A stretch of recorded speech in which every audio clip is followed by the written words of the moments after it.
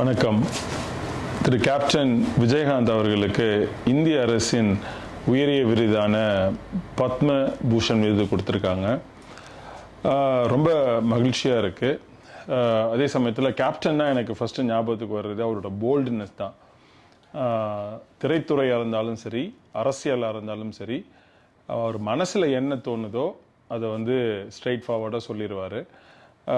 மக்களும் அவரோட ரசிகர்களும் அதுதான் வந்து எப்பயுமே கேப்டன்னா அதுதான் அவங்க மனசில் பதியுது.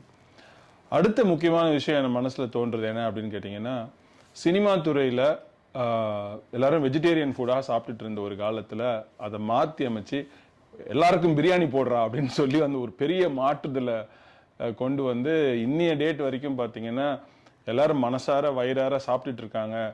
சரி, திரைத்துறையில் பார்த்தீங்கன்னா அது வந்து கேப்டனோட மிகப்பெரிய கான்ட்ரிபியூஷன். டெய்லி அவங்க வந்து அதை நினச்சி பார்க்க வேண்டிய அளவுக்கான ஒரு கான்ட்ரிபியூஷன்.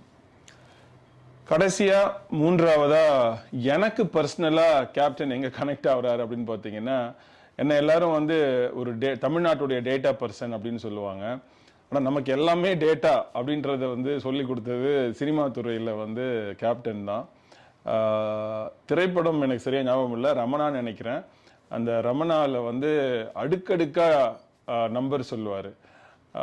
அந்த நம்பர்ஸ் எல்லாம் வந்து மலைப்பாக இருக்கும். ஆக்சுவலாக என் நண்பர்கள்லாம் வந்து என்னை ஓடுறதுக்கு வந்து சில சமயத்தில் என்ன பெரிய விஜயகாந்தா அப்படின்னு சொல்லுவாங்க. அந்தளவுக்கு வந்து டேட்டா வந்து தமிழ் மக்கள்கிட்ட வந்து கொண்டு போனதில் வந்து கேப்டன் அவர்களுக்கு வந்து ஒரு மிகப்பெரிய பங்கு இருக்குது.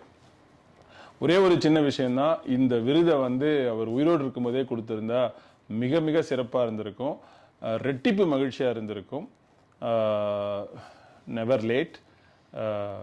ஸோ மிகவும் மகிழ்ச்சியான ஒரு தருணமாக இருக்குது. நன்றி, வணக்கம்.